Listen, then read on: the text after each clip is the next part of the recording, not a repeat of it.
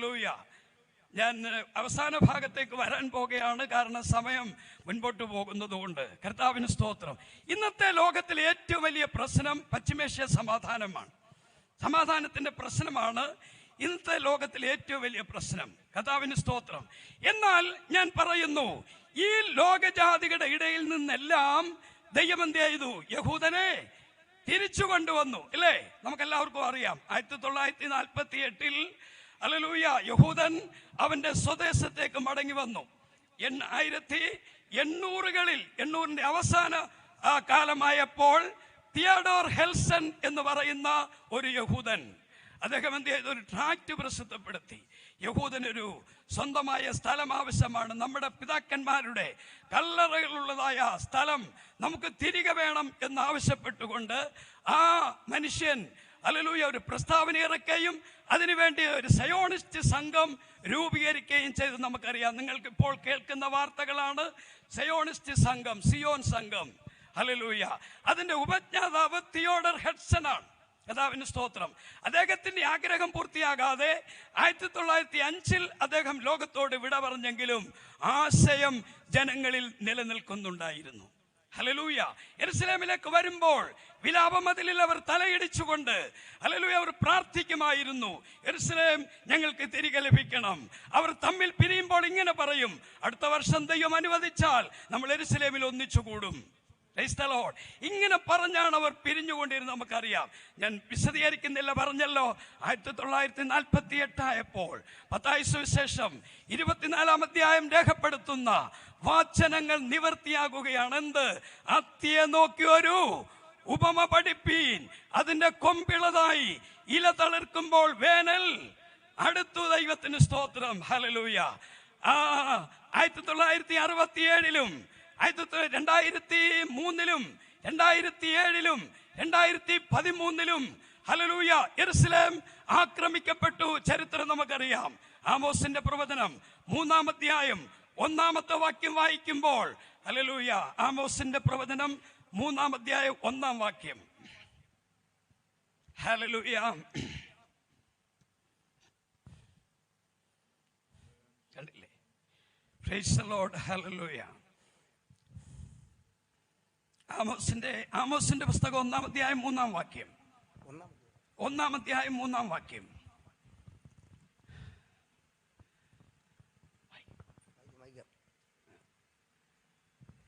ദമ്മേശക്കിന്റെ 3-4 അതിക്രമ നിമിത്തം, ദമ്മേശക്കിന്റെ 3-4 അതിക്രമ നിമിത്തം അവർ ഗിദെയോനെ ഇരുമ്പ് മെതിവണ്ടി കൊണ്ട് മെതിച്ചിരിക്കുക. മതി. കർത്താവിന്റെ സ്തോത്രം. ദമ്മേശക്കിന്റെ 3-4 ആക്രമണം ഏതാണ്? ഒന്ന് 67-ലെ യുദ്ധം, രണ്ടാമത് 2003-ലെ യുദ്ധം, മൂന്നാമത്തേത് 2013-ലെ യുദ്ധം. ഹല്ലേലൂയ. നാലാമത്തേത് ഇപ്പോൾ നടക്കുന്ന യുദ്ധം. Praise the Lord. Praise the Lord. Hallelujah. ദമ്മേശക്കിന്റെ 3-4 ആക്രമണങ്ങൾ. ഹല്ലേലൂയ. ദൈവത്തിന്റെ വചനം എത്ര കൃത്യമാണ്, ദൈവത്തിന്റെ വചനം എത്ര യാഥാർത്ഥ്യമാണ്, ദൈവോധന എത്ര സത്യമാണ്. ദൈവത്തിന് സ്തോത്രം. യെഹെസ്കേൽ പ്രവചനം വായിക്കുമ്പോൾ സമയക്കുറവുകൊണ്ട് വായിക്കുന്നില്ല. ഹല്ലേലൂയ. ഞാൻ എന്ത് ചെയ്യും? അതിനെ ഉന്മൂലനാശം വരുത്തും, ഉന്മൂലനാശം വരുത്തും, ഉന്മൂലനാശം വരുത്തും, അല്ലേ? ഹല്ലേലൂയ. 1914 മുതൽ 18 വരെ 1-ാം ലോകമഹായുദ്ധം, 1-ാം ഉന്മൂലനനാശം. ഹല്ലേലൂയ. 39 മുതൽ 45 വരെ 2-ാം ലോകമഹായുദ്ധം, 2-ാമത്തെ ഉന്മൂലനാശം. ഹല്ലേലൂയ. 2023-ൽ ഒരു ഉന്മൂലനാശം കൂടെ എന്ത് ചെയ്യുന്നു? സംഭവിക്കാൻ പോകുന്നു. ഗസ ഏതാണ്ട് പൂർണ്ണമായും നിർജ്ജനമായിരിക്കുകയാണ്. ദൈവവചനം പറയുന്നു, ഗസ നിർജ്ജനമായി പോകും, അതിലെ യുവാക്കന്മാർക്ക് കഷണ്ടി പിടിക്കും, അല്ലേ? Praise the Lord. കർത്താവിന് സ്തോത്രം. ഇത്രമാത്രം പീഡിപ്പിക്കപ്പെട്ടാലും ദൈവം എന്ത് ചെയ്യും? യഹൂദനെ ദൈവം തിരികെ കൊണ്ടുവരും. Praise the Lord. ഹല്ലേലൂയ. തിരികെ കൊണ്ടുവരും. കർത്താവിന് സ്തോത്രം. എന്നാൽ ഇനിയും ഒരുപാട് പരീക്ഷണങ്ങളെ കൂടെ അല്ലെങ്കിൽ യുദ്ധങ്ങളെ കൂടെ യഹൂദൻ നേരിടേണ്ടതായിട്ടുണ്ട്. കർത്താവിന് സ്തോത്രം. പശ്ചിമേഷ്യ സമാധാനത്തെ കുറിച്ച് പറഞ്ഞ് ഞാൻ അവസാനിപ്പിക്കാൻ ആഗ്രഹിക്കുകയാണ്. സമയം ഞാൻ ഒരുപാട് പ്രസംഗിക്കണമെന്ന് വിചാരിച്ചെഴുന്നേറ്റ് നിന്നതാണ്. കർത്താവിന് സ്തോത്രം ചെയ്യുന്നു. പക്ഷേ ഹല്ലേലൂയ സമയത്തിൻ്റെ കുറവ് കൊണ്ട് ഞാൻ ചുരുക്കുകയാണ്. കർത്താവിന് സ്തോത്രം ചെയ്യുന്നു. ഹല്ലേലൂയ. 67 യുദ്ധത്തെ കുറിച്ച് പറയുമ്പോൾ ഒന്ന് നമുക്കോടൊന്ന് നിൽക്കാം. കർത്താവിന് സ്തോത്രം. ഹല്ലേലൂയ. സൗദി അറേബ്യയുടെ 25,000 പട്ടാളക്കാർ, സിറിയയുടെ 80,000 പട്ടാളക്കാർ, അതിന് തുർക്കിയുടെ 80,000 പട്ടാളക്കാർ, സിറിയയുടെ 5,000 പട്ടാളക്കാർ. ഹല്ലേലൂയ. ഇങ്ങനെ 4 രാജ്യങ്ങളുടെ സൈന്യം ഹല്ലേലൂയ 67 യഹൂദനെ ആക്രമിക്കാൻ തീരുമാനിച്ചു. കർത്താവിന് സ്തോത്രം. ഇവർക്ക് ആകപ്പാടെ അന്നത്തെ യുദ്ധ സാമഗ്രികൾ വളരെ ചെറുതും വളരെ നിസ്സാരവുമാണ്.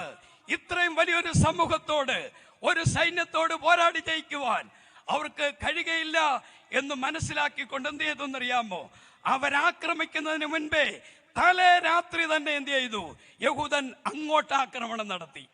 Praise the Lord, praise the Lord, hallelujah. കർത്താവിന് സ്തോത്രം ചെയ്യുന്നു. സിറിയയുടെ ഹല്ലേലൂയ മുഴുവൻ സൈന്യത്തെയും എന്ന് പറഞ്ഞാൽ, ഒന്നുകൂടെ പറഞ്ഞാൽ, സിറിയയുടെ ഒറ്റ വിമാനം പറന്നു പൊങ്ങാതിരിക്കുവാൻ തൊക്കവണ്ണം ഹല്ലേലൂയ ഇവരുടെ വിമാനങ്ങൾ താഴ്ന്നു പറന്ന്, സിറിയയുടെ റഡാറിന്റെ കണ്ണിൽപ്പെടാതെ താഴ്ന്നു പറന്നുകൊണ്ട് സിറിയയുടെ വിമാനം ഒരെണ്ണം പൊങ്ങുന്നതിന് മുൻപേ മൊത്തം എണ്ണത്തിനെയും ബോംബിട്ട് തകർത്ത് കളഞ്ഞു. Praise the Lord. അങ്ങനെ 67 അല്ലെങ്കിൽ ഒരു മഹായുദ്ധം നടക്കുകയും ആ യുദ്ധത്തിൽ യഹൂദൻ ജയിക്കുകയും ചെയ്യുവാനിടയായി. കർത്താവിന് സ്തോത്രം ചെയ്യുന്നു. തുടർന്ന് വന്ന എല്ലാ യുദ്ധങ്ങളിലും ഹല്ലേലൂയ യഹൂദൻ ജയിച്ച് മുന്നേറുകയായിരുന്നു. കാരണം എന്താണ്? ഹല്ലേലൂയ ദൈവം അവരോടുകൂടെ അവരുടെ പക്ഷത്ത് ഉണ്ട് എന്നുള്ളതാണ്. എങ്കിലും പശ്ചിമേഷ്യയിൽ സമാധാനം അല്ലെങ്കിൽ ഒരു മരീചികയായി തുടരുകയാണ്. നമുക്കറിയാം, പശ്ചിമേഷ്യയിലെ സമാധാനം ഒരു മരീചികയായി തുടരുകയാണ്. കർത്താവിന് സ്തോത്രം. ഒരുവൻ രംഗപ്രവേശനം ചെയ്യും. ദാനിയേൽ പ്രവചനം 7-ാം അധ്യായം ഹല്ലേലൂയ 1 മുതൽ വായിക്കണം. പക്ഷേ സമയക്കുറവ് കൊണ്ട് ഹല്ലേലൂയ ദാനിയേൽ പ്രവചനം 7-ാം അധ്യായം 10-ാമത്തെ വാക്യം. Praise the Lord. ഒരു അഗ്നിനദി അവന്റെ മുമ്പിൽ നിന്ന് പുറപ്പെട്ടു. ഒരു അഗ്നി നദി അവന്റെ മുമ്പിൽ നിന്ന് പുറപ്പെട്ടൊഴുകി 1000 പേര് അവന് ശുശ്രൂഷ ചെയ്തു. 1000 പേർ അവന് ശുശ്രൂഷ ചെയ്തു. 10,000 പേര് അവന്റെ മുൻപാകെ നിന്നു. ന്യായവിസ്താര സഭ ഇരുന്നു. ന്യായവിസ്താര സഭ ഇരുന്നു. പുസ്തകങ്ങൾ തുറന്നു. പുസ്തകങ്ങൾ തുറന്നു. കൊമ്പ് സംസാരിച്ച വലിയ വാക്കുകളുടെ ശബ്ദം നിമിത്തം. സംസാരിച്ച വലിയ വാക്കുകൾ മതി. കർത്താവിന് സ്തോത്രം. കൊമ്പ് സംസാരിച്ച വലിയ വാക്കുകൾ. എന്താണ് കൊമ്പ് ഈ കൊമ്പ് എന്ന് പറയുന്നത് ആരാണ്? ഹല്ലേലൂയ. വിശദീകരിക്കാൻ സമയമില്ലല്ലോ, ഞാൻ പറഞ്ഞു. ഹല്ലേലൂയ. കൊമ്പ് എന്ന് പറയുന്നത് അന്ത്യക്രിസ്തുവിനെ കുറിക്കുന്നു. Praise the Lord. ഈ കൊമ്പ് സംസാരിച്ച വലിയ വാക്കുകൾ. എന്താണ് കൊമ്പ് സംസാരിക്കുന്ന വലിയ വാക്കുകൾ? ഹല്ലേലൂയ. കൊമ്പ് ഈ അന്ത്യക്രിസ്തു രംഗപ്രവേശനം ചെയ്താൽ 1000 ആണ്ട് വാഴ്ചയ്ക്ക് മുൻപ് അല്ലെങ്കിൽ മഹോദ്രവ കാലത്ത്, അതായത് ഹല്ലേലൂയ ഭയങ്കരമായിരിക്കുന്ന പീഡനം യഹൂദന് നേരെ വരുമ്പോൾ പശ്ചിമേഷ്യയിലെ സമാധാനം ഹല്ലേലൂയ എനിക്ക് പറ്റും എന്ന് പറഞ്ഞുകൊണ്ട് ഒരുവൻ രംഗപ്രവേശനം ചെയ്യും. കർത്താവിന് സ്തോത്രം. രംഗപ്രവേശനം ചെയ്യുന്ന ആ മനുഷ്യൻ എന്ത് ചെയ്യുന്നു? വമ്പ് പറയുന്ന വായും ജ്ഞാനമുള്ള കണ്ണും അവന് ഉണ്ടായിരുന്നു എന്ന് നമുക്ക് മനസ്സിലാക്കാം. എന്താണ് അവൻ പറയുന്ന വാക്കുകൾ? ഹല്ലേലൂയ. ഇന്ന് നമ്മൾ ലോകത്തിൽ കേൾക്കുന്ന വാക്കുകൾ തന്നെയാണ്. എന്താണ്? Piece and prosperity. ഹല്ലേലൂയ. എന്താണ്? ഹല്ലേലൂയ. സമാധാനം. ലോകം മുഴുവൻ നിർത്തൽ ചെയ്തു കഴിഞ്ഞാൽ, യുദ്ധങ്ങളെ നിർത്തൽ ചെയ്തു കഴിഞ്ഞാൽ, പട്ടാളത്തിന് വേണ്ടി, ആയുധങ്ങൾക്ക് വേണ്ടി ചെലവഴിക്കുന്ന പണം നമുക്ക് ലോക ക്ഷേമത്തിന് വേണ്ടി ഉപകരിക്കാം